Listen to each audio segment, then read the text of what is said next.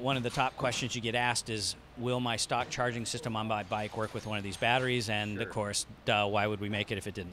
Absolutely. And so, yes, pretty simple answer. It absolutely works with a stock charging system. Um, we have yet to find a motorcycle that it doesn't work in.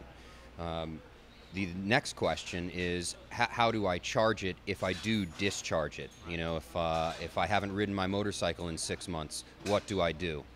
Um, well, in that case, it does require a different charger than what you will probably have in your garage, which is like a tender type device. Been in the business, you know, for many, many years. And so as a result, we had to engineer a maintenance charger specifically for using these batteries.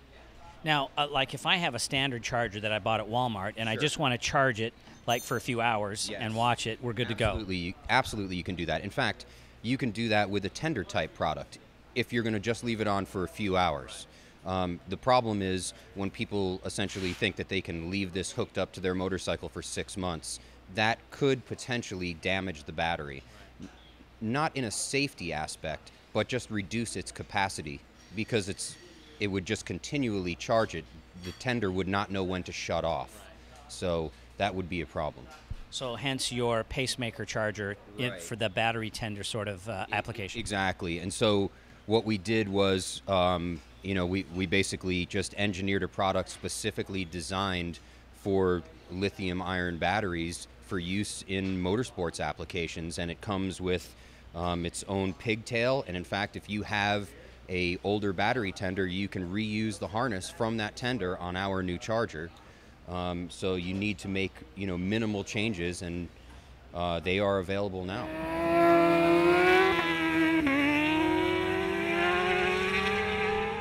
This quick disconnect thing, I think, is very handy. Sure. Handy dandy. Why would you, because then you can take it out of your bike if you're storing it, take it in the house. Absolutely. Absolutely. And in fact, a lot of people do that. If you look at what Barry's team does, is at the end of the day, every day, they just disconnect the battery to make sure that it doesn't inadvertently get drained at the end of the evening. I would imagine that most teams do the same thing. And in fact, these batteries will hold a charge for the better part of a year if they're disconnected. So if you leave that battery on a shelf, it will not lose charge. Again, different from a lead acid battery, which will lose charge very rapidly. You could essentially leave this on a shelf for a year, plug it back in, and you would notice no difference in the way that it starts your bike.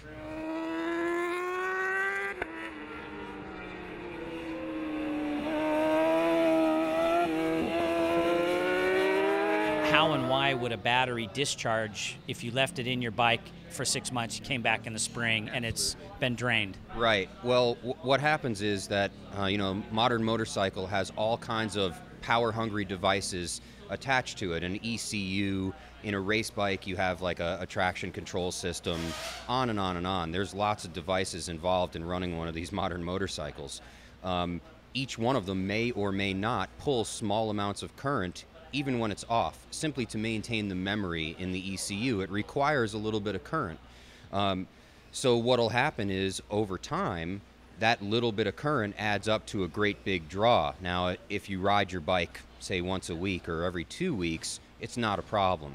But if you walk away for 3 or 4 or 5 months, you could drain your battery. So you basically have two options. One, disconnect it, or use a pacemaker. Either way, you won't have a problem.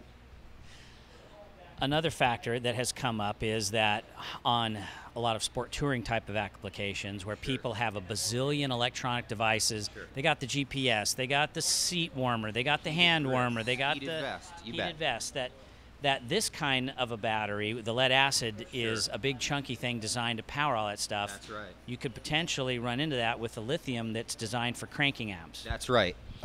These batteries are performance batteries. Their job is to be as small and light and powerful as possible. The job of a lead acid battery is to allow anybody to do basically anything they want to their bike at any time with no adverse reactions, because they're put there by the manufacturer for the guy who has fog lights installed and every other thing and wants to cruise up and down the strip at Daytona at 1,000 RPM. one thing to remember is that a charging system on most modern motorcycles is not working below about 2,500 RPM. So if your riding consists of idling around very slowly, like on a cruiser, or cruising on a GSXR 600, this may not be an ideal application. This is really intended to be as small and light as possible while being powerful enough to start the bike that's powering it, right?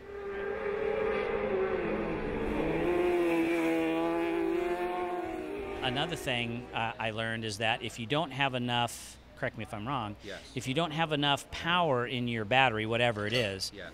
to charge the fuel system and all of that, Yeah. the bike may crank over, but Right. it's not enough juice to charge all the systems and it won't start. That's right. And in fact, one of the things that's really interesting about the lithium systems is that they provide this tremendous cranking capacity, but they also maintain voltage at the same time. And so, as an example, the GSXR 1000, during cranking, if it goes below about 12 volts, you'll get a reset in the ECU of the secondary throttle butterflies, and then the bike won't run right.